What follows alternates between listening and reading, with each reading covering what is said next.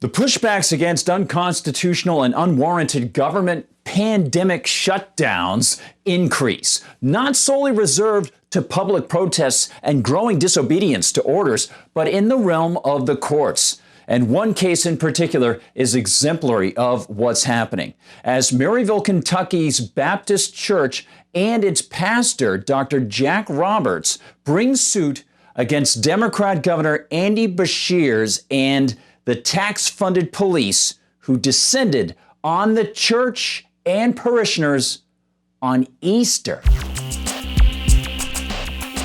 Hi, everyone. I'm Gardner Goldsmith for MRC-TV. Well, as many of us in these pro-liberty circles anticipated prior to Easter, many Americans were going to have to choose between fidelity to the state or fidelity to God. And on Easter, we saw the dividing lines form as citizens of many states chose the higher power of the Creator over bunches of tax-funded, gun-backed statists. And one of the best examples came in Kentucky at the Maryville Baptist Church, where state police under the command of Democrat Governor Andy Beshear swooped down on parishioners.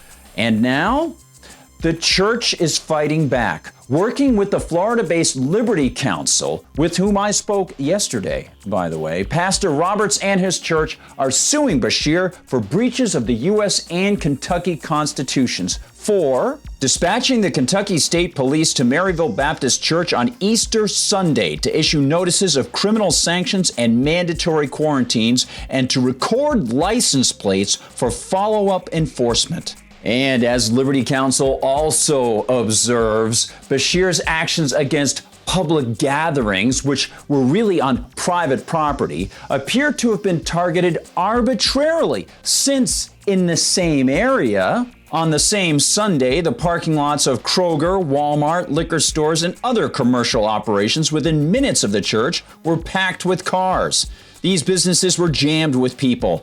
Not one received a quarantine notice. Governor Beshear targeted churchgoers parked in a church parking lot to intimidate and isolate them. Indeed, Beshear's troopers, despite swearing oaths to the state and U.S. constitutions, swooped down on the parishioners in the parking lot, wrote down plate numbers, and stuck notices on all the cars. As Liberty Counsel notes, very few people were actually inside, and those who were actually engaged in the vaunted social distancing upon which so many politicians and police infringe when they approach folks, when they give them citations, and in some cases, when they put handcuffs on them. As Michael Tenen writes for The New American, Maryville Baptist held an in-person Easter service inside its 700-seat sanctuary, which only a few people who practice social distancing attended. Most congregants remained in their cars, listening to the service on outdoor loudspeakers. Nevertheless, police posted notices on every car in the parking lot, regardless of whether it was occupied, including vehicles belonging to members of the media who were supposedly exempt from Beshear's orders. And thanks to government efficiency, which seems to operate just fine when attacking fundamental rights, the attendees got something friendly in the mail a few days later.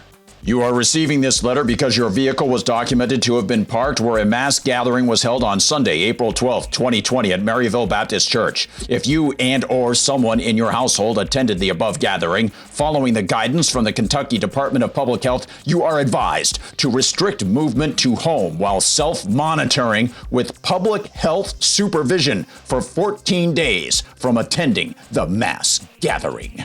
Happy Easter! But wait, there's more. The letter requires the recipients to sign a document agreeing to take their temperatures every day at the same time and report each day to the Board of County Health Department, to not attend work, school, or shopping centers, church, or any public place, to not travel outside the county, to not travel outside of Kentucky without prior approval, and to not travel by public, commercial, or emergency conveyance such as a bus, taxi, airplane, train, boat without prior approval. As the lawsuit notes, the practicalities are not the primary issue here. Rights are the primary issue. And Pastor Roberts and his church are clear about the fact that their rights have been violated. The suit notes that not only is Beshear's gathering code an infringement on a religious gathering, it distinguishes that specific kind of gathering from others, such as shopping. As such, it becomes an unequal application of the law, which has been seen by previous courts in the U.S. to be an infringement of the 14th Amendment.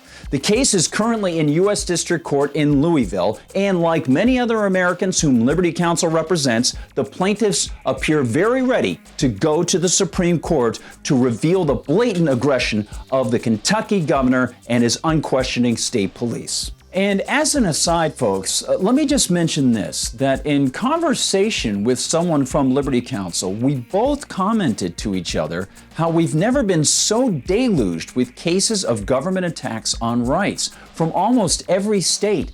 And these instances of government actions, even when viewed under the sketchy rubric of what's called compelling public interest, which if you actually break that down logically always falls apart, they don't even stand up to evidentiary and secondary consequences. Those are requirements that have been brought up in previous court standards for what they call narrowly tailored, non-discriminatory actions by states. And this is all let alone the much more discriminatory singling out of churches over other kinds of gatherings. In fact, with the lack of reliable fatality rate statistics that new studies from Stanford and from USC both indicate should be realistically seen as far lower in deaths per infection, the practical argument about the so-called public interest becomes even weaker. So here's the bottom line. Are governments to lock people indoors for any potentially deadly risk? The seasonal flu can kill people and spread, and people can trip on woodland park trails. They can even bump into each other, causing death to older, fragile people. The answer is to distinguish between private property, where we can choose to be of our own volition and take on our own risks, and public property, where our rights are constantly under attack and everybody mixes together because they think they have a right to be there because their money's been taken to support it. Of course, nowadays the government is so out of control, it doesn't really distinguish between private property and tax-funded public property, and so all of our rights are constantly under attack. Perhaps, just perhaps, it would be better if we had more private property and less public property where everybody argued and one size fit all. Just a few thoughts as we look at government infringing on people's rights and not even distinguishing between public property and private property. That's where we are in the United States today. We'll see what happens with some of these lawsuits. Thanks so much for joining me, everybody. Don't forget, like and subscribe if you're over on YouTube. Tell your friends about us. Spread the word through emails and social media. And do visit MRCTV.org to find out everything that's happening over there. And if you want some great MRC swag, go to MRC-store. For MRC TV, I'm Gardner Goldsmith.